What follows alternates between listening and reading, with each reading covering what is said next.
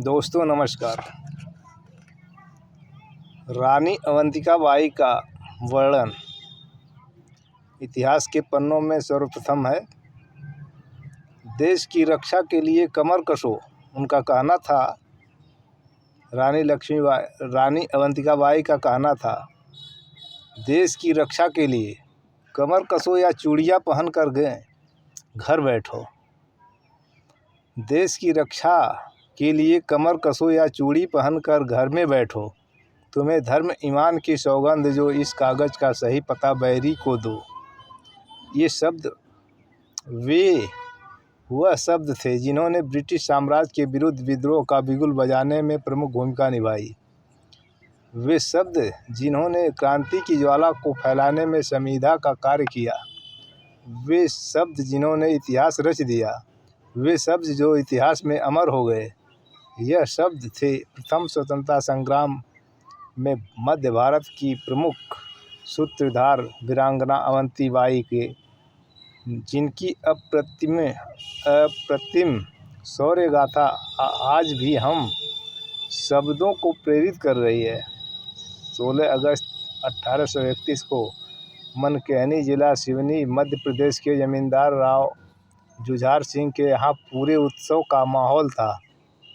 बधाइयों और शुभकामनाओं के बीच मिठाइयाँ बांटी जा रही थी। ढोल बाजे बज रहे थे। जुझार सिंह जी के यहाँ एक बहुत प्यारी सी बिटिया ने जन्म लिया था। माता पिता बिटिया को पाकर खुशी से फूले न समा रहे थे। उनके घर अवंती जो आई थी, बालिका अवंती बाई की प्रारंभिक शिक्षा मनकेहनी गांव में हुई। उसे बचपन से ही घुड़सवारी और तलवारबाजी का बहुत शौक था। लोग बालिका अवंती की घुड़सवारी और तलवारबाजी को देखते और आश्चर्यचकित हो जाते। जैसे जैसे बालिका अवंती बड़ी होती गई, उसके साहस और पराक्रम के किस्से आसपास के क्षेत्रों में फैलने लगे। विवाह योग्य होने पर पिता जुझार सिंह ने बेटी अवंती बाई का रिश्ता रामगढ़ के राजा लक्ष्मण सिंह के सुपुत्र राजकुमार विक्रमादित्य से कर दिया। विवाह के उपरांत जुझार सिंह की यह साहसी बिटिया रामगढ़ रियासत की कुलवधू बनी। सन 1850 में राजा लक्ष्मण सिंह की मृत्यु हो जाने पर राजकुमार विक्रमादित्य का रामगढ़ के राजा के रूप में राजतिलक किया गया। लेकिन कुछ समय बाद राजा विक्रमादित्य अस्वस्थ रहने लगे। इनके पुत्र अमान सिंह और शेर सिंह अभी बहुत छोटे थे, अतः राज्य की पूरी देखभाल का जिम्मा अवंती बाई पर ही आ गया। ऐसी विषम परिस्थिति में अवंती बाई ने पूरी योग्यता का परिचय देते हुए राजकाज को संभाला और ब्रिटिश शासन के विरुद्ध संघर्ष जारी रखा।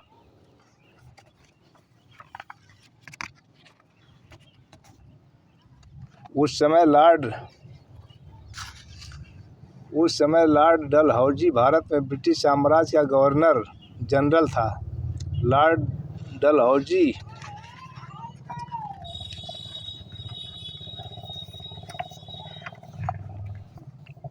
डलहौजी के समय में साम्राज्य विस्तार का कार्य चरम पर था।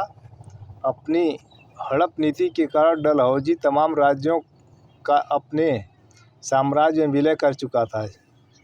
जब उसे राजा विक्रमादित्य की अस्वस्थता का पता चला तो उसने रामगढ़ रियासत को कोर्ट ऑफ वार्डर्स के अधीन कर दिया।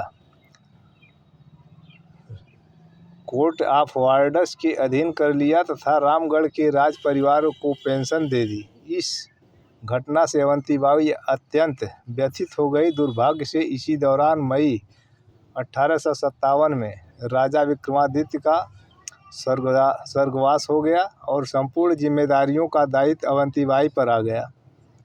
सन 1857 में देश में स्वतंत्रता संग्राम का बिगुल बजा तो क्रांतिकारियों का संदेश रामगढ़ भी पहुंचा। रानी अवंती बाई ब्रिटिश शासन से पहले ही अपमान का घूंट पीकर बैठी हुई थी। उन्होंने अपने आसपास के सभी राजाओं को क्रांति का संदेश देने के लिए चिट्ठी लिखी, जिसके पास कांच की चूड़ियाँ भी थी। चिट्ठी में संदेश था, देश की रक्षा के लिए कमर कसो या चूड़ी पहनकर घर में बैठो। इस पत्र का व्यापक प्रभाव पड़ा। तमाम देशभक्त राजाओं और जमींदारों ने ब्रिटिश शासन के विरुद्ध विद्रोह का झंडा उठा लिया।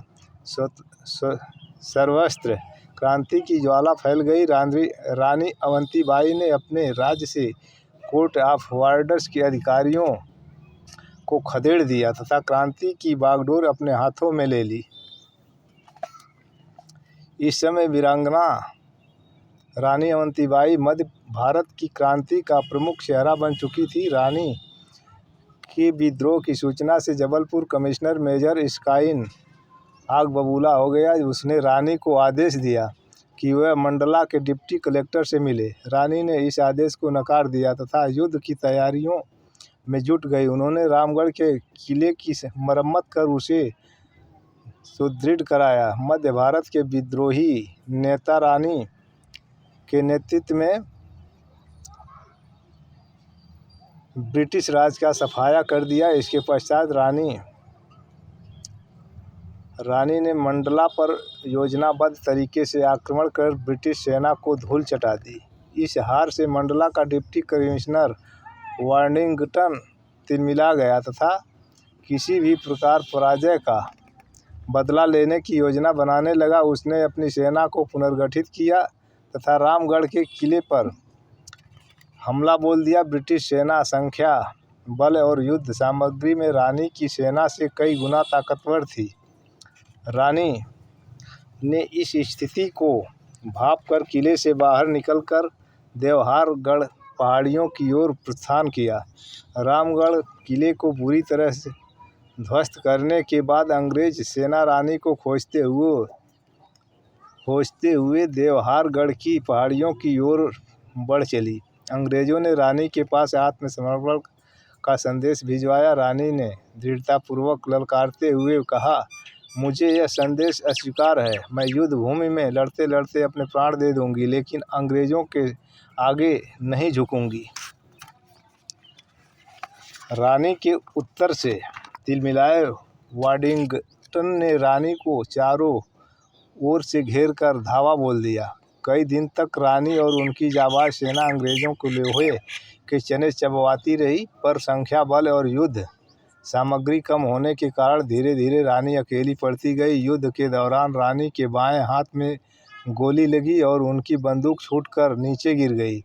निहत्थी रानी पर अंग्रेज चारों ओर से टूट पड़े। अपने आप को चारों ओर से घिरता देख वीरांगना अवंतीबाई ने तलवार लेकर यह कहते हुए अपने सीने में उतार ली, हमारी रानी दुर्गावती ने जीते जी बैरी के हाथ से न छुए जाने का प्रण लिया था, इसे न भूलना। मृत्यु शैया पर लेटते हुए इस महान वीरांगना ने अंग्रेज अफसर से कहा, ग्रामीण क्षेत्रों के लोगों को मैंने ही विद्रोह के लिए उकसाया है। प्रजा बिल्कुल निर्दोष है, उसे पीड़ित मत करना। ऐसा कहकर वीरांगना अवंतीबाई ने हजारों लोगों को अंग्रेजों के अमानवीय व्यवहार और फांसी से बचा लिया।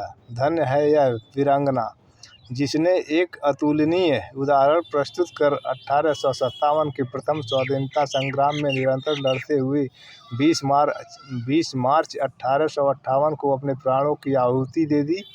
इनका जीवन और उज्ज्वल चरित्र हमें सदैव राष्ट्र निर्माण, शौर्य, बलिदान और देशभक्ति की प्रेरणा देता रहेगा। जय सिया राम, हर हर महादेव।